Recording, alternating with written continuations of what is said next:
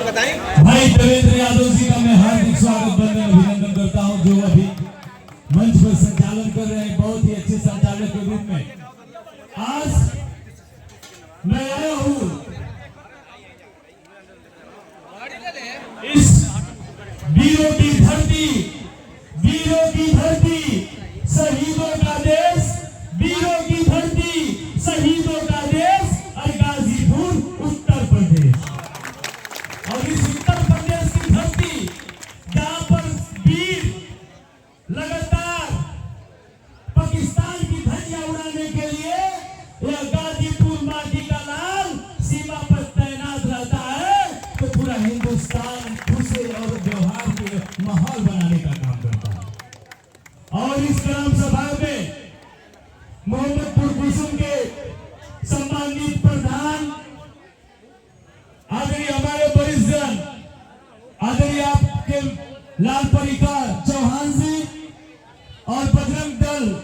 कबड्डी प्रतियोगिता में आए हुए, सबसे पहले अपनी मां को नमन करता हूं। मैं जिनका लाल हूं, जिनका बेटा हूं, जिनका खून हूं, अपने मां के चरणों में बेटा पवन चौहान झुककर प्रणाम करता है,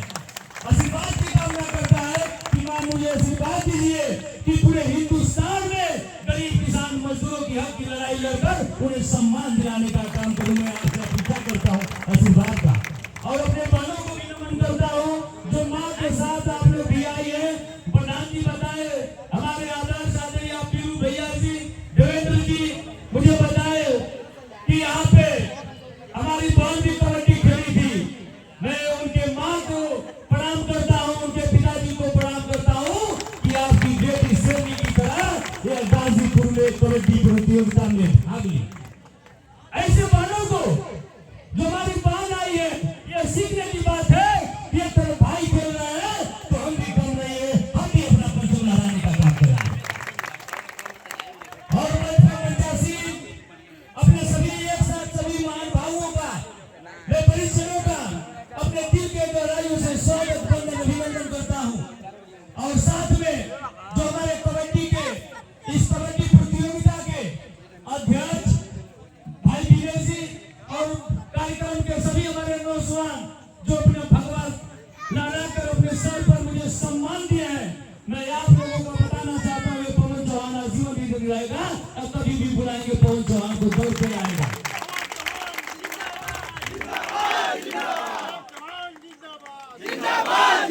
अरे गांव में गुमनाम खेल अब टीवी पर आने लगा है, अरे गांव में गुमनाम खेल अब टीवी पर आने लगा है, और कबड्डी का खिलाड़ी पूरी दुनिया में छाने लगा है, कबड्डी का खिलाड़ी पूरी दुनिया में छाने लगा है।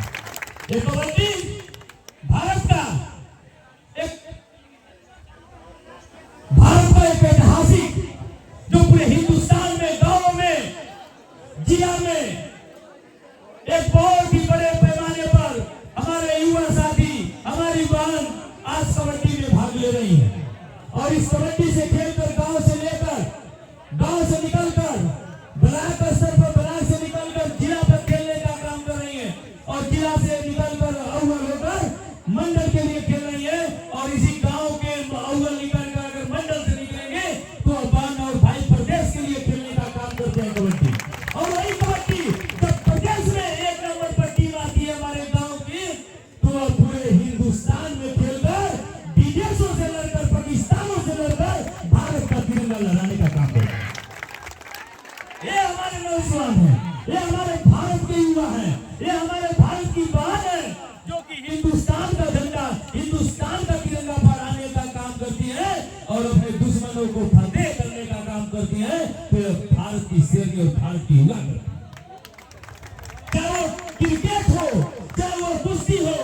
और आपका बेटा भी कुश्ती का खिलाड़ी रहा, अंडर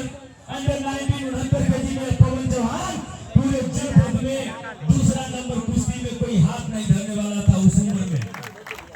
और अपने उम्र में जीतने के बाद पूरे गाजीपुर में परचम लहराने का काम किया, और 21 साल की उम्र में भाई देवेंद्र जी, भाई पीरू भैया के साथ जिला पंचायत लड़कर एक आपका बेटा पूरे चौहान 67 जिला पंचायतों में पवन चौहान झंडा भी लहराने का काम किया।